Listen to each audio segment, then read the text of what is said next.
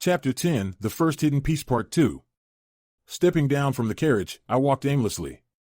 The sun had set a long time ago. I walked, relying only on the light of my flashlight. Chirp, chirp, chirp. The tranquil forest was filled with the cries of insects. The eastern forest was open to all students. Naturally, there were no monsters. There is no tension. It's rather boring. I wish someone was walking with me. As I thought that, I felt like something was following me. I looked back several times, but there was nothing. It's not a ghost, is it? In this world, ghosts were real. If one had mana, they could see spirits. Of course, since my mana was at 0, I couldn't see them. Gulp, gulp. After walking for about an hour, I drank some water. There was still plenty left. When traveling anywhere in this world, the most important thing to carry was drinking water. I brought a lot, and it should be enough until I return tomorrow. Ever since my tenacity had increased by 1, my body seemed to tire less easily. Ugh. After a 10-minute break, I stretched and resumed walking. It was now 2 a.m. I had been walking for roughly 8 hours since disembarking from the carriage at 6 p.m. I should be arriving soon. As I thought that and pointed my flashlight ahead, I found a signpost. It was proof that I was almost there. In just 3 more minutes, I would reach the location where the first hidden piece lay dormant. The first hidden piece was not a weapon or armor, but a consumable item, a potion. It was a bound item that would take effect when consumed. Trudge, trudge, trudge. As expected, after about 3 minutes of walking, I saw an unusually large rock. As if to prove the passage of time, numerous plants were entwined on its surface. I used my dagger to cut away the tangled plants, revealing the rock, with holes in several places. There were more than 20 holes in the rock. In the original story, there were 23. I counted them myself, and both the number and locations were the same. Now, I just needed to simultaneously cover 3 of the holes. Whoosh!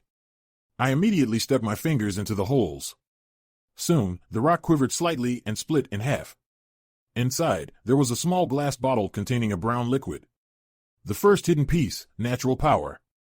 As the name suggests, drinking this liquid increases your inherent power. In other words, it raises your stats. For a certain period, you can also use a special effect that further amplifies the stat increase.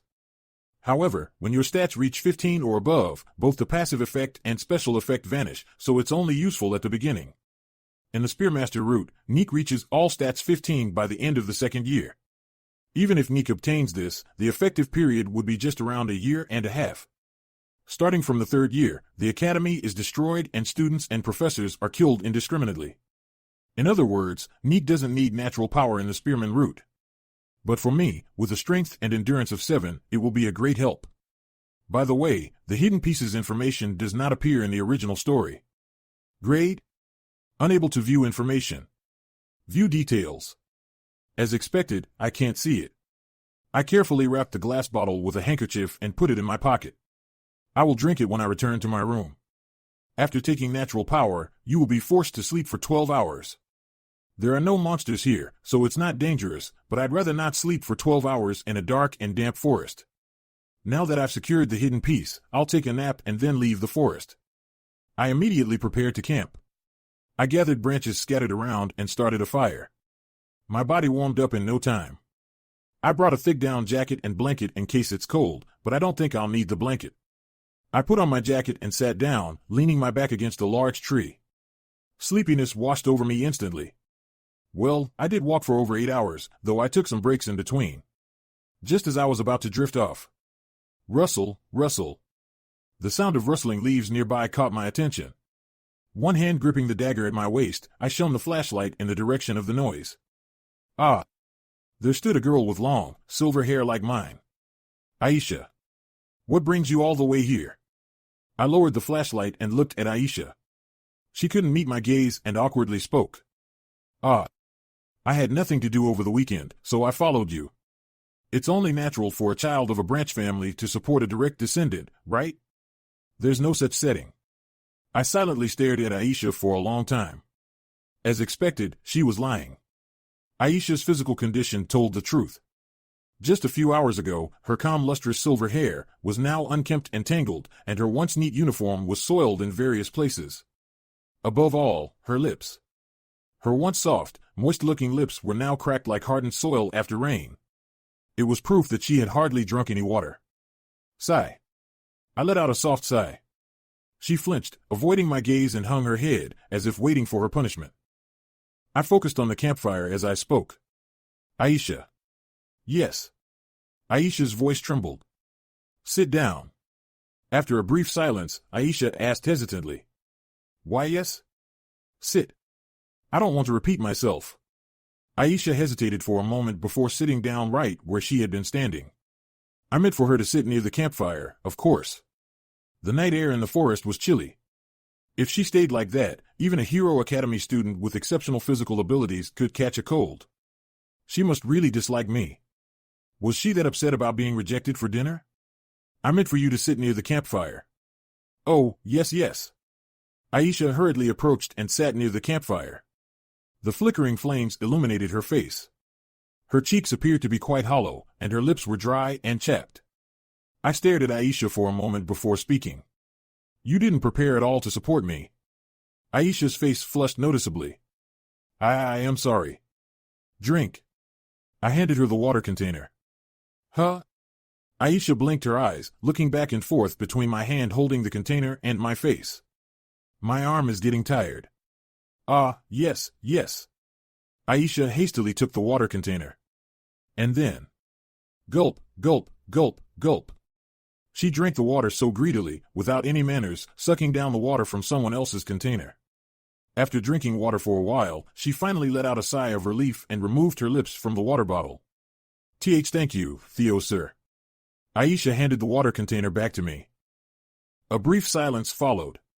What broke the silence was grrr. The sound that came from Aisha's stomach. She widened her eyes in panic and began to babble. This isn't. It's just that, Her face turned not just red, but as red as a strawberry. In the original story, Aisha was a rational strategist wearing a composed smile, manipulating those around her.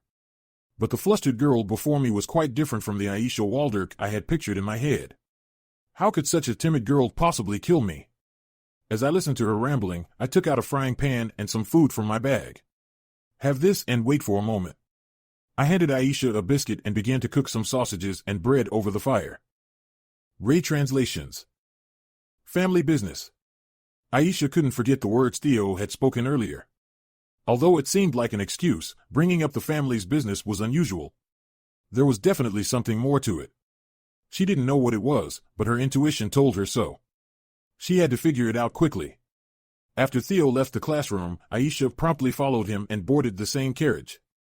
Cautiously, she got off one station further than where Theo disembarked. Fortunately, traces of his footsteps remained. Although it was only one stop away, it was a 20-minute walk, and following his trail took even more time than she had anticipated. At this rate, she would lose him.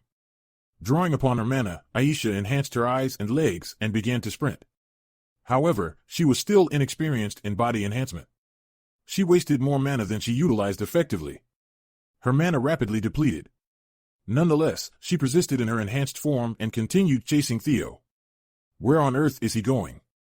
A few hours later, Aisha reached a state of mana exhaustion.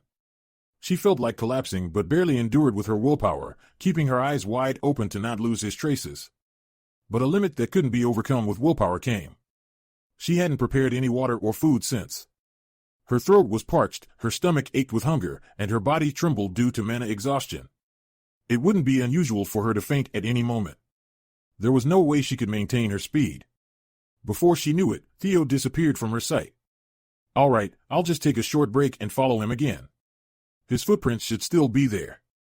With that thought in mind, Aisha leaned against a large tree and closed her eyes. That's when Theo discovered her. Although she had intended to close her eyes for just a moment, she had fallen into a deep slumber. When Theo shone a flashlight on her, her only thought was, it's over. I failed. She couldn't think rationally. She blurted out whatever came to her mind. Yet, Theo didn't scold her. Instead, he took care of her. His tone was as cold as usual, but his actions were incredibly gentle. With a full stomach and the warmth of a fire, drowsiness quickly overtook her. This is nice. Aisha had a taste for fine food, just like Theo. She ate high-quality lunchboxes prepared by her servant instead of the school cafeteria and had dinner at restaurants. Delicious food was a great source of vitality in Aisha's life. The sausages and bread that Theo grilled for her were more delicious and heartwarming than any other food she had ever tasted, so much so that she almost shed tears as she ate. She glanced at him. Aisha turned her head slightly to look at Theo. He was busy wiping a frying pan with a leaf. "Oh, I can do that," she stammered. "No, it's fine. Just rest," he replied. He gave her a brief glance before continuing to clean the frying pan. Was he always capable of such tasks? Aisha wondered as she sneakily observed him. Theo pulled something out of his backpack and handed it to her. "Here." It was a blanket. "Thank you, Theo. I'll get some sleep now. Good night." With that, Theo leaned against a tree and closed his eyes. Soon, he fell asleep. His rhythmic breathing was audible. Aisha silently gazed at Theo's sleeping face. Though they were distant relatives who shared a striking resemblance, they were practically strangers. Her family had branched off from the direct line hundreds of years ago, and only a few drops of blood connected her to Theo. Aisha wrapped herself in the blanket, which carried his distinct smell. "Good night to you too," she whispered. Chapter ends.